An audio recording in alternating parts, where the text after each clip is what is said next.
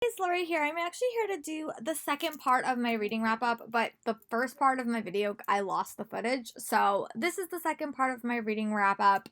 I wound up reading a couple more books that I'm going to chat through at the end of this video, but I just wanted to say that this is the second part of my reading wrap up because I lost that footage. So on to the video. The book I'm going to chat about is Wire and Nerves Volume 2. Here is an adorable picture.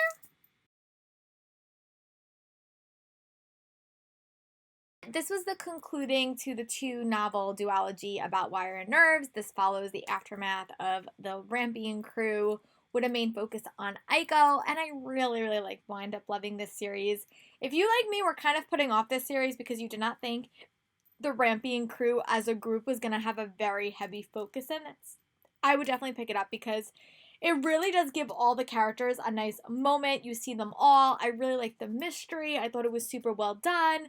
I like how they were kind of dealing with the aftermath of Lunar's rule. There was a lot of fun, interesting choices about Cinder's rule of her country, which I liked, and there was a lot of romantic moments. Aiko was finally a lead character, and I wound up really liking that. So yeah, I'm actually reading Marissa Meyer's newest book right now. I will probably tag that into the end of this at the end of this section because I'm going to film it later. But I wound up giving this 5 stars and really enjoyed it.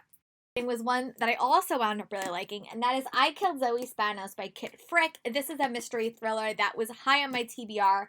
Again, this is another Barnes & Noble pick. I try to pick them all up because they tend to have really good choices, and I wound up, again, really liking this book. This book basically follows a young girl named Anna Saccone. She winds up taking an au pair job in the Hamptons. She lives in New York City. And she's kind of losing time. And she winds up, everyone kind of in this small town that she's never been, kind of says, oh, you look a lot like this girl named Zoe Spanos, who is currently missing. But she keeps losing time throughout this whole time period. And then she's kind of trying to remember things from the past that she can't remember. So the book starts off with her in this first chapter of this book basically confessing to have killed Zoe Spanos. So it's kind of told between then and now. And there is a podcast element that one of the characters is writing about it. And the one thing that I struggled a little bit about this book was like the past elements. I knew what was going to happen. I knew where Anna was going to wind up. So I wanted to know what happened in the present more than I necessarily cared about what was happening in the past because I knew the end point. But I thought it had a lot of interesting elements because most of this book did follow Anna's point of view, but you also did get other characters' point of view, which I did wind up liking. And I like that, like, the investigation. I thought the podcast element was super cool. And I wound up giving this book 4 stars. I actually am not keeping this very much longer. I'm going to give it to my friend Natalie, who loves mystery thrillers. But again, I wound up super enjoying it. And I'm definitely going to pick up her other thrillers. But this book was definitely, again, one of my favorite books of the month because it was just so fast-paced, so engaging. I didn't want to put it down. And I thought the the ending was actually really surprising. And I didn't necessarily see it coming. So again, a very strong read, 4 stars for sure. And I will definitely check out more by this author in the future. Definitely started my downhill slope. The Kind Are Poison by Natalie May. The thing is that I like the characters. I thought the elements were super interesting. You basically followed this girl named Zarua. I can't really say her name. I'm just gonna call her Zoo. Sorry. I'm having a little bit of trouble saying her name. I am a disaster at saying characters' names. That's just something about me. I apologize. But there is this competition that happens every couple of years when a new ruler needs to be crowned, and there is 3 people competing for this crown, 3 siblings, and they all have to race across the desert to get to this same place where they sacrifice a victim. There's always a sacrifice, and this world has a lot of magical powers. So the winner, like the people competing, can choose 2 people to go along with them. And Zoo has no real powers. Her power is to work with animals, which is seen as like not a very exciting power. But when she winds up impersonating her mother to go see the competition, she winds up getting sucked into this world because they think she has her mother's power, which is actually a very popular power. And she winds up accidentally becoming the sacrifice. So it was, I really like the characters in some parts of this book because again, it's like a venture across the desert. She's with all different groups at different points. The pacing is what I struggled with a lot because I felt like the pacing was very, very slow. The world building was not super, the explanation of the world, I felt like I was an outsider, so I needed a lot of clarity and I don't think it really got there. But I love the characters in this book. Definitely the characters in this book were definitely the highlight. And that's what I wound up really, really liking. I just struggled a little bit with the pace, the pace, the pace and the world building a little bit. But I still wind up giving it 3 stars, and I'll definitely read more by this author in the future. I picked this up at ALA, and it was an enjoyable read. It just wasn't my favorite of the month. Picking up was one that I just really struggled with, and that is The Midnight Hour by Benjamin Reed and Laura Trinder. I really, really struggled with this book, I'll be honest. I only wound up giving it 2 stars. But basically it follows this young girl named Emily, and she gets into a big fight with her mom, and that leads her mom going somewhere. But when her mom never returns, she's kind of questioning what's really happening, and then her dad goes missing. She winds up learning about a world that she never knew that existed and a connection for her parents that she never knew about. Thought it was like an interesting concept, but the writing style just was not my favorite. I thought it was very, very overly descriptive, and it kind of lost me in the details. And I felt like the pacing was a little bit off. There was not enough characters for me to really become invested in the world because, again, the parents weren't in the book, and the few characters that she did interact with, they wasn't enough to really craft a world. So I only wound up giving this one 2 stars. I sometimes struggle with books written by 2 authors when there's only one point of view because I felt like it just makes the story sometimes a little bit disjointed, and I definitely felt like this in this one. But it was a great read to read during Halloween because it had a bunch of different magical elements and magical creatures in it. It just wasn't my favorite, and I wound up giving this book 2 stars. But this was another middle grade that I actually wound up really, really liking, and that's Hollow Dolls by Marcy Kate Connolly. This is actually a sequel series to the Shadow Weavers series. So you follow a girl named Simone, who's a mind reader. I assume she was in the first series that I didn't wind up reading, but it's kind of the aftermath of her mistress getting captured, and when she and her friend Sebastian, who I loved, they wind up going on a mini adventure to figure out about a body walker that's kind of invading their town, and it kind of leads her to learn more about her past that she wasn't necessarily expecting. I did really like this one. I thought it was very, very fast paced, a super fun adventure story. I had not read the previous series, so I felt a little bit lost in the details of the world, but that is entirely my fault as a reader. But I wound up really liking it. I'll definitely go back and reread the previous series, and we'll definitely read more by this author in the future. She does have a young adult series out that I really do want to get my hands on. But it was just a fun, quick read for my train ride. I think I finished it in like 2 days, and this was one that I actually wound up really, really enjoying.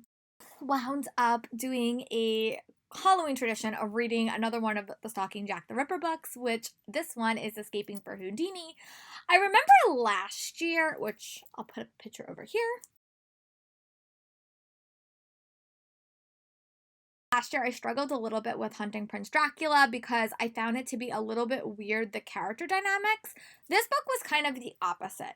I really like the character dynamics. I thought the setting was super cool. I thought the storyline was really interesting, but the mystery, because we were kind of thrown in like another new location and we had met the characters so fast, I had a little bit of a hard time feeling emotionally connected to any of the people killed. But I thought what happened between Audrey Rose and Thomas Cresswell was super interesting, and I wound up loving that part of it.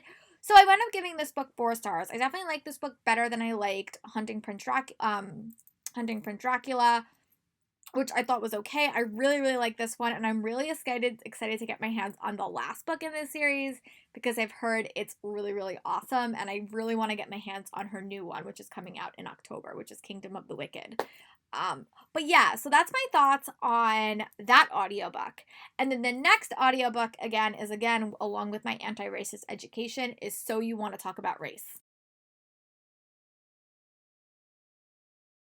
So many things about this book, and I am so incredibly grateful that I wound up picking it up because this is a book that kind of explores racism in a bunch of different ways, in a bunch of different aspects for all type of people, not just African American, but everybody. And I really like that because, again, America is a melting pot, and racism exists in all different things, all different aspects, and prejudice exists for all different aspects. And I really found this to be interesting because, again, it was written by a non-white, it was written by an African American who has a bunch of other, identities that I really just liked reading from her point of view.